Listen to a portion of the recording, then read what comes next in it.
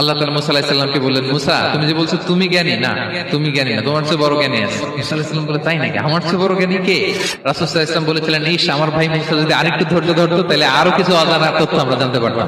জানার কোনো শেষ নেই, জাননেওয়ালার উপরও জাননেওয়ালা আছে, জ্ঞানীর উপরও জ্ঞানী আছে। আপনি কিছু জেনেই মনে করবেন না আমি সব জানি। কোরআন হাদিস পড়লেই আপনি জ্ঞানী হয়ে যান। এটা কোরআন হাদিস পড়তে হয়, এটা ডাইজেস্ট করতে হয়, এটার উপর আমল করতে হয়। এই জ্ঞান অর্জন শেষে এরপরে আল্লাহর প্রিয় বান্দাদেরকে আল্লাহ অন্তরে ইলমের নূর দেন, ইলহাম দেন। That is the knowledge, that is the pure knowledge. আপনি হাফেজে কোরআন হয়ে ভাবেন না আপনি সব জানেন, আপনি বুখারী মুখস্থ করে ভাবেন না সব জানেন। এই সব জ্ঞান অর্জন করার পরে ইলমের নূর হাসিল হয়, সেটা আল্লাহ সবার দেয় না। জ্ঞানেরও কিন্তু ইলমেরও একটা গরম আছে, যার ইলম আছে তার মধ্যে এই সমস্যাটা কাজ করে।